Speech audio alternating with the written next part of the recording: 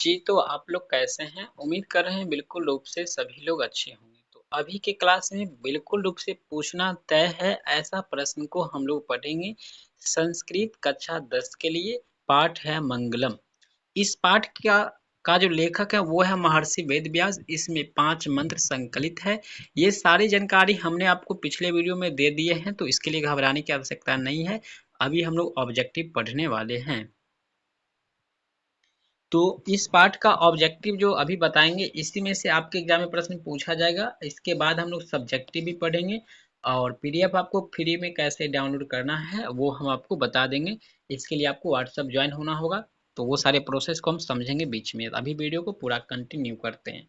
पहला प्रश्न है मंगलम पाठ में कैसे मंत्र संकलित है। इसमें मंत्र जो है कैसा है, गद्य के रूप में है या पद के रूप में है।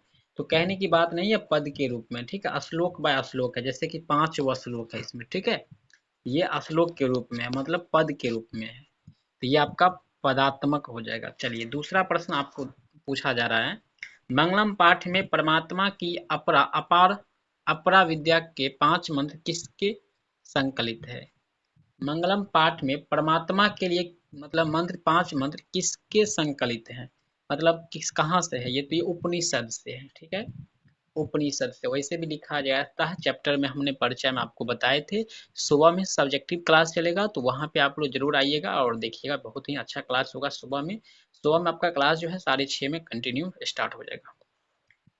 चलिए तीसरा प्रश्न है मंगलम पाठ के कितने मंत्र हैं। मंगलम पाठ में कितने मंत्र हैं, तो ऊपर में ही हमने आपको बताया था 5 मंत्र है, ठीक है। पंचम संस्कृत में यहाँ पर लिखा पंच, ठीक है। चौथा प्रश्न मंगलम पाठ का प्रथम मंत्र किस उपनिषद से लिया गया। देखिए इसमें है स्वात्रो उपनिषद है और इसमें मतलब मुंडको उपनिषद है। तो इस तरह से आपका उपनिषद जो है यहाँ पर कई उपनिषद है। तो प्रथम जो पहला जो मंत्र है वो है आपका ईशावास्यो उपनिषद से लिया गया। ईशावास्यो उपनिषद, इसको पढ़ेंगे कैसे, ईशावास्यो उपनिषद। तोड़ तोड़ के पढ़ना है आपको, ठीक है। चलिए पांचवा प्रश्न मंगलम पाठ कहाँ से संकलित है। मंगलम पाठ कहाँ से संकलित है, तो उपनिषद से। इसमें 5 मंत्र दिया गया है। वेदों की संख्या 4 है, पुराणों की संख्या 18 है। यहाँ पे आपको याद रखना है वेदांगों की संख्या 6 है। तो यहाँ से भी प्रश्न आपके बोर्ड एग्जाम में पूछा जाता है, ठीक है। तो यहाँ पे काफी भी है चीज हमने आपको बताए हैं, ध्यान रखना है। चलिए मंगलम पाठ में किसके सिद्धांत का वर्णन है। मंगलम पाठ में किसके सिद्धांतों का वर्णन है, तो दर्शन शास्त्र के उपनिषद से लिया गया है। दर्शन शास्त्र का, ठीक है। क आंसर हो जाएगा इसका। चलिए सातवां प्रश्न है वेद कितने प्रकार के होते हैं। तो ये बताने की जरूरत नहीं है, आप लोग चुटकी में इसका कमेंट भी कर दिए होंगे, 4 हो जाएगा, ठीक है। तो ये रिकॉर्डेड वीडियो है, आप लोग लाइव मत समझिएगा, ये लाइव की तरह ही आपको दिख रहा होगा। तो चलिए वेद रूपी शास्त्र क्या होता है। वेद रूपी शास्त्र ये आपका नित्य होता है, ठीक है। नित्य एक होता है नृत्य। नृत्य मतलब होता है नाच करना, यहाँ है नित्य मतलब प्रतिदिन होता है, ठीक है। वेद रूपी शास्त्र क्या है, ये प्रतिदिन है। इसका दर्शन हम लोग को सब दिन करनी चाहिए। वेदा हामंतम पुरुषम महांतम विदते अपि अप्यनाथ मंत्र किस उपनिषद से है। देखिए यहाँ पे किस उपनिषद से, तो कठोप उपनिषद से नहीं, ये ईसा श्वेता श्वेत्रो उपनिषद से है ये, ठीक है। श्वेता श्वेत्रो उपनिषद से, यहाँ पे तोड़ के पढ़ेंगे, ठीक है। तो गौ आंसर हो जाएगा आपका, ठीक है।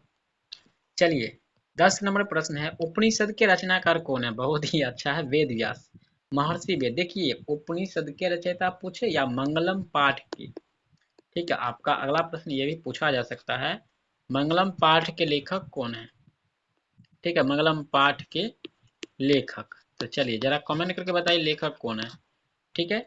तो यहाँ पे महर्षि वेद व्यास हो जाएगा। 11 नंबर प्रश्न है उपनिषद किसका अंतिम भाग है। दर्शन शास्त्र के अंतिम भाग है। तो दर्शन शास्त्र ऑप्शन में है ही नहीं यहाँ पर, ठीक है। तो वैदिक साहित्य का अंतिम भाग बोलेंगे, ठीक है। दर्शन शास्त्र का दूसरा नाम है। यहाँ पे आपका दर्शन शास्त्र होता है, लेकिन दर्शन शास्त्र जो है ऑप्शन में है ही नहीं यहाँ पे, ठीक है। तो ऐसे आपको याद रखना है। चलिए 12 उपनिषद के कितने प्रकार हैं। उपनिषद देखिए ये 108 होता है उपनिषद, ठीक है। उपनिषद कितने हैं, 108 है, ठीक है। यहीं पे बताते हैं वेद कितना है आपका, 4 है। वेदांग कितना है, तो 6 है। वेदांग कितना है, 6 है। चलिए ये 3 प्रश्न में से एक प्रश्न लगभग पूछा जाएगा, हर बार पूछा जाता है। सत्यमेव जयते किस उपनिषद का मूल मंत्र है? ये बहुत इंपॉर्टेंट है, भी प्रश्न है, इसको याद रखना है आप सबको। तो सत्यमेव जयते ये जो है मुंडको उपनिषद है, ठीक है, ये मुंडको उपनिषद है। आपका आंसर जो है ग हो जाएगा। कौन सा है? मुंडको उपनिषद हो जाएगा। चलिए अगला प्रश्न। नदियां नाम और रूप को छोड़कर किस में मिलती है? तो समुद्र में मिल जाती है। नदी जो है अपने नाम और रूप को छोड़कर समुद्र में मिल जाते हैं और वो समुद्र की तरह बन जाते हैं। ऐसा ही विद्वान लोग, अच्छे अच्छे लोग जो है नाम रूप की चिंता नहीं करते हैं, एक अच्छा आदमी बन जाते हैं। ठीक है, अगला प्रश्न है नदियां समुद्र में कैसे मिलती है? तो नाम और रूप को छोड़ करके यहाँ पे हो जाएगा, नाम और रूप दोनों को छोड़ करके गो आंसर हो जाएगा। ठीक है, चलिए 16 नदियां किसे छोड़कर समुद्र में मिल जाती है? तो नाम और रूप को। ठीक है, अपने नाम और रूप को छोड़कर कौन समुद्र में विलीन हो जाती है? तो नदी। तो यहाँ से देखिए प्रश्न लगभग बहुत बार पूछा गया है ये सब प्रश्न। यहाँ पे देखिए सत्य धर्म प्राप्ति के लिए किसे हटा दे? तो स्वर्ण आप पात्र को। इसको देखिए आपको सोना का आवरण भी कहा जा सकता है। ठीक है, सोना का के आवरण को या स्वर्ण आवरण भी कहा जा सकता है या हिरणमयन आवरण। ठीक है, हिरणमयन आवरण इसी का नाम है सब। ठीक है, स्वर्ण आवरण आवरण कहे, सोना का आवरण कहे या हिरणमयन पात्र कहे।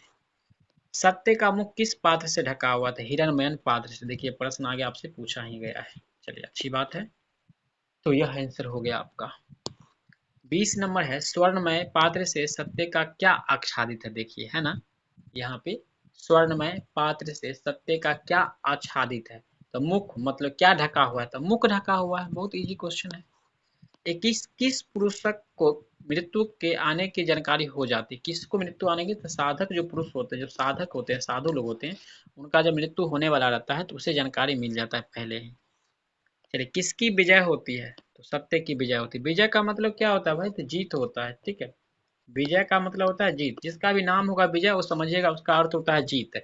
वो अब यहीं पे बात करते हैं, बहुत सारे लोगों का नाम रहता है अजय। जिनका अजय है उसका होता है जिसे जीता ना जा सके, उसे अजय कहते हैं। जिसे जीता न जा सके उसे कहते हैं अजय, जिसे जीता ना जा सके। चलिए 23 विजय कैसे प्राप्त होती है? तो सत्य से प्राप्त होती है। किसकी विजय नहीं होती है? किसकी जीत नहीं होती है भाई? तो असत्य की जीत जो है कभी नहीं होता है। लास्ट में उनकी हार ही होती है, शुरुआती में उनका जीत होता है। 25 है अणु से सूक्ष्म कौन है? तो अणु से भी सूक्ष्म जो है वो है आपका आत्मा, और ये महान से महान है। महान भी है आत्मा। कैसा है आत्मा?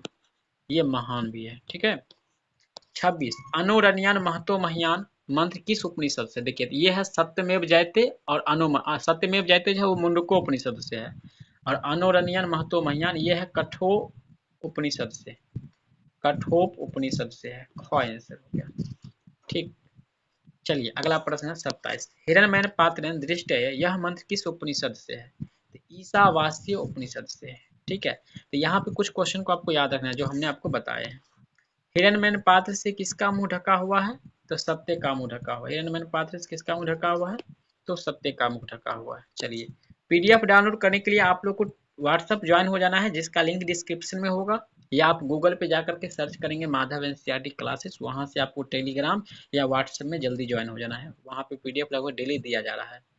प्रस्तुत पाठ में किसकी महिमा का गान किया गया है? तो आत्मा की। आत्मा की महिमा को बताया गया है, नीचे ऑप्शन होगा। ठीक है, यानी मंगलम पाठ में जो है तो आत्मा नहीं है परमात्मा हो जाएगा। ठीक है, परमात्मा कहाँ रहते हैं? तो सभी जगह पे रहते हैं। परमात्मा सभी जगह पे उपस्थित रहते हैं। गो आंसर। 31 है यह संसार किसके द्वारा अनुशासित है या आच्छादित है, यानी किसके द्वारा घिरा हुआ है? तो परमात्मा के द्वारा जो है यह संसार जो है घिरा हुआ है। आपका ऑप्शन क। ठीक है, 32 है ऋषि आदि परिणीत को क्या कहते हैं? कीर्तक कहते हैं, कीर्तक। ठीक है, कीर्तक। ऋषि आदि परिणीत को क्या कहते हैं? 33 है प्राणी की हृदय रूपी गुफा में कौन विद्यमान रहते हैं? कौन उपस्थित रहते हैं? तो आत्मा। प्राणी की हृदय रूपी गुफा में आत्मा निहित होते हैं, विद्यमान होते हैं। महान से भी महान क्या होता है? तो आत्मा होता है, ऊपर में भी बताए थे। देवलोक का मार्ग किससे प्रशस्त है? देवलोक का मार्ग सत्य से प्रशस्त है, यानी सत्य से घिरा हुआ है। ठीक है, सत्य से विस्तारित है। बिछा हुआ, सारा जो है एक ही शब्द हो जाएगा, ठीक है, सत्य से विस्तारित है। चलिए, तो प्रिय छात्रों, आप लोग को हमने ये पूरा क्लास दे दिए हैं, कैसा क्लास लगा आप लोग कमेंट करके बताइएगा। अगर आप डाउनलोड करना चाहते हैं डेली का पीडीएफ और लेना चाहते हैं तो इसके लिए गूगल पे आ जाइए और सर्च कीजिए माधव NCERT क्लासेस, जैसे कि हमने यहाँ पे आपके सामने में सर्च करेंगे और फिर हम आपको डाउनलोड करके बताएंगे, ठीक है। तो यहाँ से आप लोग चाहेंगे तो डाउनलोड भी कर सकते हैं। तो जब गूगल पे आप सर्च करेंगे माधव NCERT क्लासेस तो आपके सामने जो है इस तरह से पेज ओपन होगा जो आपके सामने आने वाला है।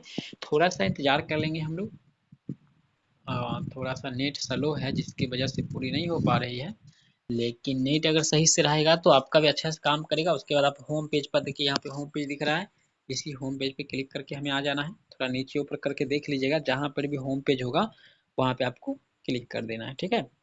जब क्लिक करेंगे तो ऐसा पेज ओपन होगा, स्क्रीनशॉट लेकर रख सकते हैं आप लोग, ठीक है। क्लास 10th में चला जाइए, यहाँ पे आपका क्लास 10th है, डेली टेस्ट के लिए यहाँ पे जाइए, क्वेश्चन बैंक यहाँ, मॉडल पेपर यहाँ मिल जाएगा आपको, सारा चीज़ फ्री में। 10th पर जाइएगा आप लोग, और 10th पर जाने के बाद आपको यहाँ आ जाना है और संस्कृत पे क्लिक करना है। और संस्कृत पे क्लिक करेंगे तो अब सारा विषय आप चैप्टर खुल के आ गया है। आप जो भी चैप्टर पढ़ना है उस चैप्टर पे जाकर के आप इजी मोड में पढ़ सकते हैं। और इस वीडियो को लाइक कीजिए, आगे भी शेयर कीजिए। आगे क्लास कौन सा चाहिए आपका कमेंट करके हमें ज़रूर बताएं। धन्यवाद।